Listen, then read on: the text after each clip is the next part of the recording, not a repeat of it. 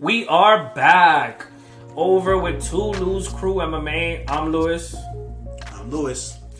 And we are your New York City predictors. Listen, sometimes we get them right. A lot of the times you get it wrong. Most of the times we get them wrong. You win some, you lose most. You lose most on this side. But listen, we're going to give you as much information and as much as insight as we can gather for you so that you guys don't have to do it on your own, right? So we have UFC 267. The co-main event. We have Peter John, which, in my opinion, hasn't lost in a long time. And Corey Sandhagen. Sandman. The Sandman, right? No Mercies versus the Sandman. We have Corey Sandhagen as the moderate underdog at plus 195 opening up on Tapology versus Peter John, which is minus 245, a favorite. We have Elevation Fight Team versus Tiger Muay Thai, RCC Academy. Sandhagen, 70-inch reach advantage versus 67-inch. So it's got a bit of 3 inches over him? Yeah. 3-inch reach advantage. And, Sandhagen, he knows how to use his reach. We've seen him use it before. He's real lanky, and it's just the way he kind of fights a little bit, unorthodox. I mean, you see what he did to Frankie Edgar. Flying knee from downtown, just ended that fight real quick. But this is definitely one you're gonna want to circle, because this is definitely gonna be a fun fight, possible fight of the night contender, probably a fight of the night. Let's be for real. But I like Sandhagen in this one. I do. I like Sandhagen in this one. I think he has a chance to get it done. And I'm going to be honest with you, I see Sandhagen as the, he lost a real close one to TJ Dillashaw. Happens. I mean, Dillashaw coming off of a long layoff, EPO allegations and everything. Wasn't he injured too, Dillashaw? He fought that fight. He was injured, right? Fought that fight on one leg. Okay. Fought that fight basically having no knees. No knees, Dillashaw. Yeah. So, and it was pretty close. I could have seen it going either way, but and obviously he has a loss to the now current champ, Aljamain Sterling. He has the rear naked choke loss. I would say he just got caught, and he came and put it together 1-2 more after that. But I think Sandhagen's crafty. I think he has a lot of weapons he can utilize, and on the other hand, Petr Yan, I mean, you could say he's really the uncrowned champ right now. He's the champion. He's the champion. So, I mean, you think about it, we kind of have a better fight on our hands with the matchup between these two, but, why don't you give us your thoughts? Listen, I don't care what Tapology has, UFC, ESPN, DraftKings, FanDuel, MGM, bets. Bob down the corner? Bob down the corner, your best friend up the block. It doesn't matter. Peter John is undefeated in his last 5 fights. We all know it.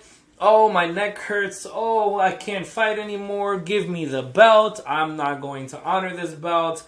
I just got it off of a fluke victory. Oh no, now I'm the champion. I earned it, and I'm going to act like the champion, Aljamain Sterling. We're just going to ignore that whole thing. It's completely ridiculous, honestly.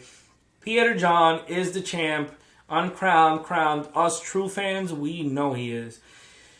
But I completely disagree with the assessment. People might say, I might be going with all the favorites.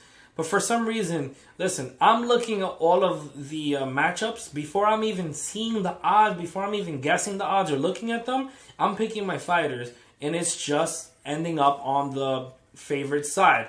Now, let's get into why. Why is it getting into the favorite side? On Peter John's last fight, we have the loss against Aljamain Sterling. This man was controlling the pace. This man was getting takedowns. Aljamain Sterling was trying to use some of his grappling, some of his... I mean, in that first couple rounds, Aljo was putting on a bit of a pace. But, the problem was he just couldn't keep up with that pace. I feel like Aljo just got tired. Peter John, for some reason, this man is like... I don't even know what to compare him to. Honestly, like he's like a silver bullet against a vampire. I don't even know. He's like garlic against a vampire. What an analogy. I don't even know what that even means. But what I'm trying to get at is that this man does not stop. He will be your kryptonite to your Superman. This man will find a way to get it done versus Jimmy Rivera, John Dodson, which is a crafty veteran. Uriah Faber, Jose Aldo. It doesn't matter who he's against. Aljamain Sterling.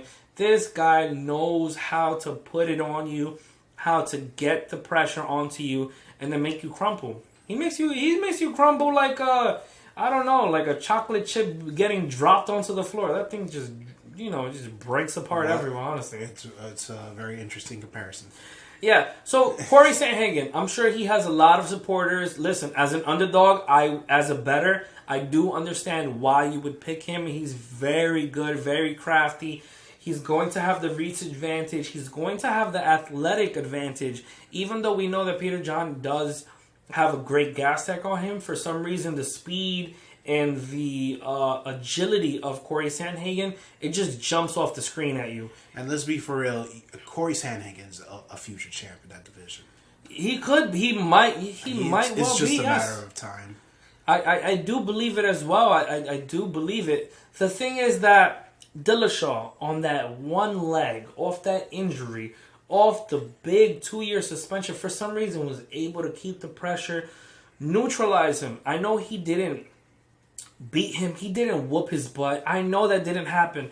But if Dillashaw was able to slow him down, stop that reach advantage, stop that athleticism, I for sure am so confident that Peter John is going to be able to stop him even in a better way than Dillashaw did. And for that reason, I'm going along with Peter John. I'm going along with Peter John.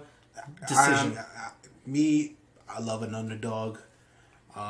And I do like the underdog in this fight. And if you're looking to make a little money, I would throw a little money on Corey Sandhagen. Little sprinkle on Sandhagen. I do believe he does have the ability to get it done.